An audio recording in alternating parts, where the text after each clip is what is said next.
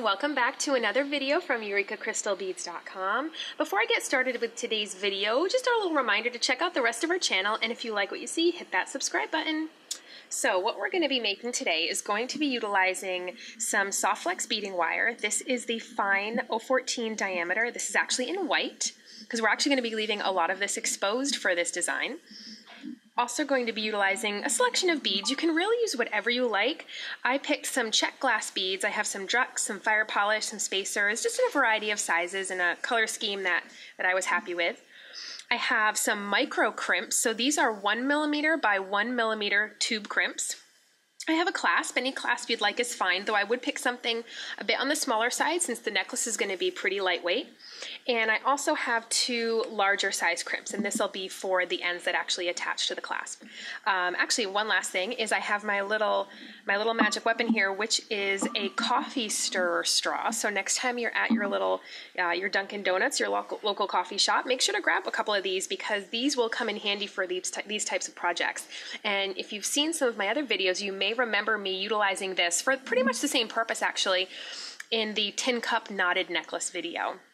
So to get started, I'm going to cut myself a length of my soft flex here. I'm just going to do about how much I'd want for a necklace.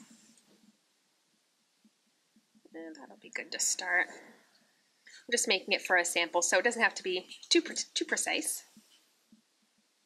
Now, I'm going to start actually in the center of the necklace. So I need to decide what I want my little sequence to be. So for the center, I think I'm going to do something like that.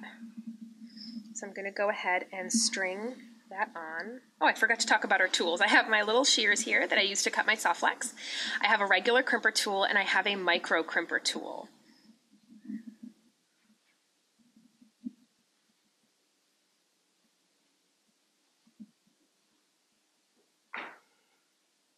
Okay, now I'm going to let the bead slide to the very center of the necklace. And then on either side, I'm also going to string on a little micro crimp. These are teeny, teeny, teeny. We will need two of these for every little station that we're going to create on this necklace, one for either side. I'm going to slide that down. And now we're going to actually utilize the micro crimper tool. And if you've never used one of these, it's a two-step tool, just like the regular crimper. It has the same type of chambers, the little oval chamber in the front and the little sort of kidney bean shaped chamber right behind it. It's a little easier to see on a larger crimper than it is on the micro crimper. But I am going to do the two steps, so that little kidney bean in the back first.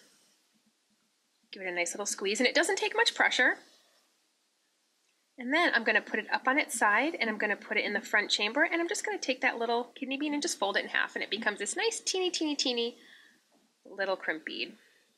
Now I'm going to do the same thing to the one on the other side, and that crimp bead there will prevent my beads from moving. So I'm going to go ahead and stick it in that back chamber. Very, very little pressure here. And I'm going to go ahead and put it in the front chamber to crimp it shut.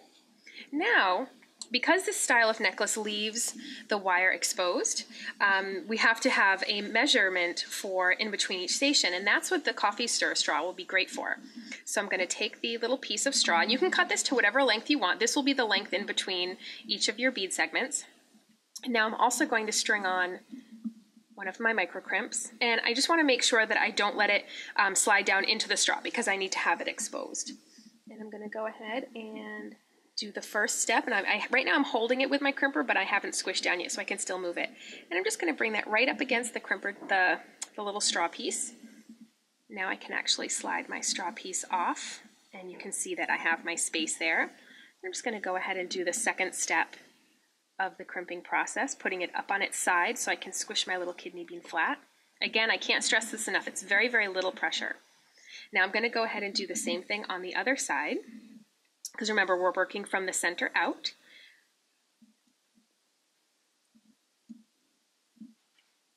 These little guys are so, so, so tiny. Okay, go ahead and get it into that first chamber. At this point, I just like to slide my straw off to get it out of the way.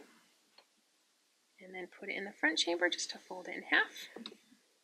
And now I can go ahead and stick on the next little station of my necklace.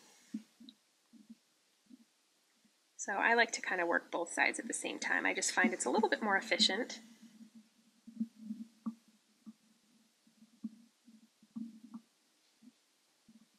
A great little druck bead we have here. I actually really like that one. Really pretty sort of satin luster finish. We have a really good selection of drucks actually. Lots of sizes. Could make this style necklace with these beads in every color of the rainbow. So now I'm going to stick on my little micro crimp. Again, these are 1 millimeter by 1 millimeter. I'm going to go ahead and do my little crimper process on it.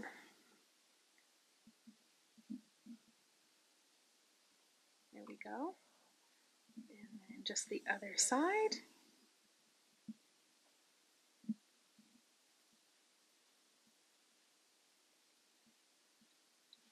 That. There we go. So I'm going to go ahead and finish up a little bit more of the necklace, and then I'll come back to you in a minute once we are ready to put the clasp on.